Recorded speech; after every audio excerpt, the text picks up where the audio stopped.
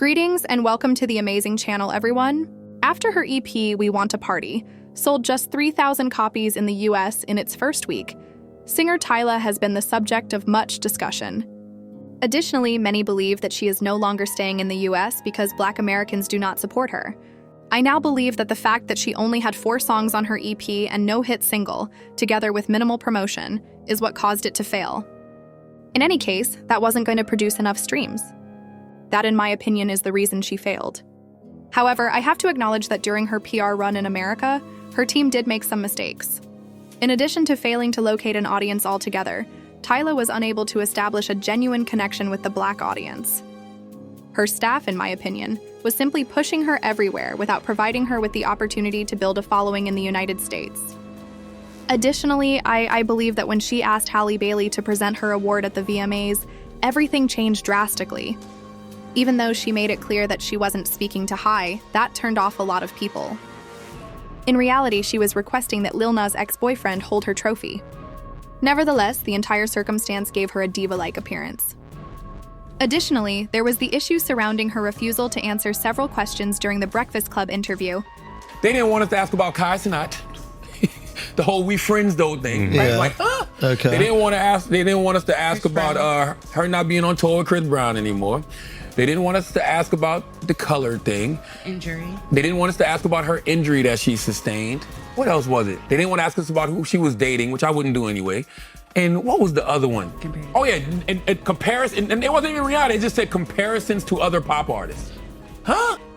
Given that the Breakfast Club is one of the largest venues for urban journalism, I believe her team made a huge mistake with this interview. And I believe that people's perceptions of her were somewhat impacted by this interview. And it also gave rise to a variety of stories about her. The media, after all, has the potential to be a beast. It may be a beast if the media is not on your side. And in addition, there was the whole discussion about colors.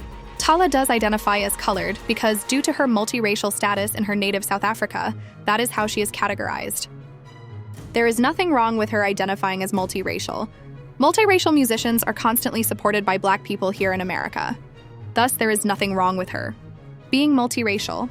But I believe that the reason for some of the backlash was her self-description as colored, as the term has a more negative connotation in America because of its historical background. It was a designation for Black individuals during the time of segregation. Therefore, it is not at all a politically correct term. And there was an obvious gap when Tyla referred to herself in that way, as she failed to effectively close the distance between I believe it was her and her target audience in America that made people check out. To be honest, though, I believe that her team's poor promotion of the album is the main reason it failed in America. Tyla also needs another hit. Like, her career will continue to stutter if she doesn't obtain another hit. Additionally, I believe that her team has now truly spent all of their money. They made a large financial contribution. Millions of dollars were spent on various singles, videos, and photo shoots for her, to the extent that they truly didn't have sufficient to advertise this EP. Either they didn't have enough, or they may be putting money aside for her upcoming record. I'm not sure. However, they spent a great deal of cash on her. Tyla now has to go get her label to return some of the money. The money is on the road, so she should go on tour. Additionally, I have heard that she is embarking on a tour of Asia, which I find to be rather remarkable. In fact, Tyla has a sizable global following. She is therefore succeeding in that sector, but if she wants to get greater traction here in America, she will need to change a few things. Although I am aware that she enjoys Afrobeat and Amapiano, she needs to change things up and broaden her sound in order to larger audiences. In my opinion, performing mainstream songs would be beneficial for her. She has the voice for it, after all. Although she doesn't have to stick to pop, I believe she may be prosperous in that lane. Look at Rihanna, for example. She was capable of doing what Rihanna did.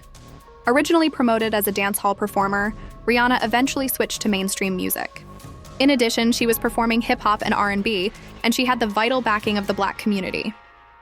Tyla will have to adhere to that plan if that is what she desires for herself. However, I don't believe Tyla's story is over. I am aware that many people believe her career is over. To be honest, Tyla just needs to produce more hits. That's truly. All she has to do is release the hits. I'd like to move on to discuss Taylor Swift's announcement of her new album on Travis Kelce's show. Now, when Taylor Swift revealed that her 12th album, The Life of a Showgirl, will be released, she did cause some commotion. On October 3rd, it will be released. Additionally, she created this announcement on the New Heights podcast, which is hosted by her boyfriend, Travis Kelce. To be honest, I'm more amazed by the fact that she and Travis are still together, even though I know her supporters are thrilled, due to rumors that their partnership was a public relations endeavor. They seem to genuinely like each other, even though I actually believed it was phony. Additionally, what was meant to be I believe that a commercial or PR relationship has now developed into something genuine. I could therefore envision Travis and Taylor getting married.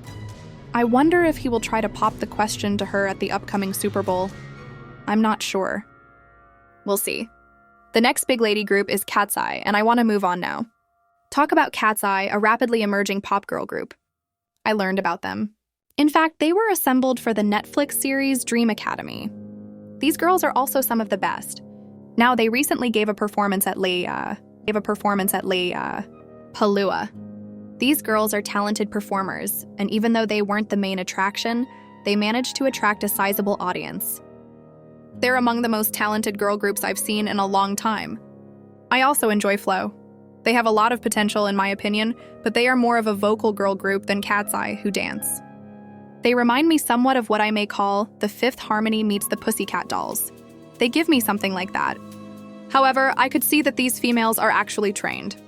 They had a great performance, and I could see them succeeding. I am able to. Additionally, I'm seeing a rise in both boy and girl groups. Building the Band is a show available on Netflix. Additionally, they included a number of bands. Collectively, they added about 6 new bands, I believe. Additionally, Candy Burst formed the girl group Siren. These gals are also singers. Therefore, I think it's great that more groups are emerging in the West.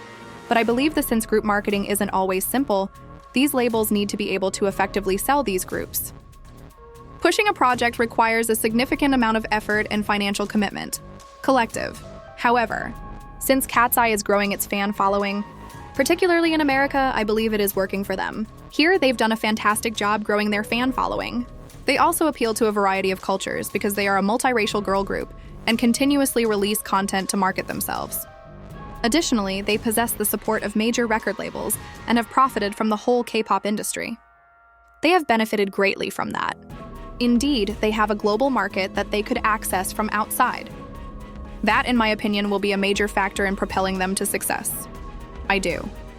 There's now a fascinating discussion over Katseye and Katseye, and some members of the BLACKPINK fandom believe that their label, HYBE, is using the media to promote Katseye over another girl group called BLACKPINK. BLACKPINK is currently the most popular K-pop group and the largest girl group in the past 10 years, surpassing even Fifth Harmony and Little Mix. However, recently, BLACKPINK has come under fire for their slack and disorganized performances. Additionally, there was the entire controversy surrounding the members' use of the N-word during their recordings of auditions. Since Katseye hasn't been involved in any scandals, it appears that some individuals are beginning to show greater interest in them, while BLACKPINK has turned off a lot of people. They genuinely work hard at what they do. Now, an actress by the name of Sophia Wow gave Katseye a lot of acclaim, but some thought that she also disparaged BLACKPINK. Interviews. I love Katseye. I watch every one of their videos. They just performed at Lollapalooza. My girls are going crazy. And BLACKPINK, I love you. Even though you're giving us nothing right now, I love you still. Always. Sophia was now receiving a lot of criticism from BLACKPINK supporters. They were referring to her by a variety of names. She was being insulted by them. Additionally, they were disparaging Sophia, a member of Cats, because Sophia enjoyed this actress's video. Sophia Wow congratulates her team. Thus, her comment section was being overrun by BLACKPINK admirers, commonly known as the Blinks, who were simply snooping on her. Although the K-pop fandom is nothing to joke with, I do believe that the comparisons between BLACKPINK and Katseye have somewhat agitated the supporters. Katseye's talent and showmanship are superior to BLACKPINK's. BLACKPINK, in my opinion, just has the buzz. They can appear larger and superior than they actually are because of the machine behind them. However, a closer glance reveals that they are subpar. Female group? People seem to adore them, but I haven't been impressed. Therefore, as long as they have a following of people who are prepared to purchase their goods, they will be okay. But to be honest, I believe that Katseye is the next big thing. So people should definitely keep an eye out for them. In any case, please share your thoughts about this video in the comments section below. Kindly share, subscribe, like, and comment on this. If you care, watch the video. I appreciate you viewing, and I hope to see you again soon. Goodbye.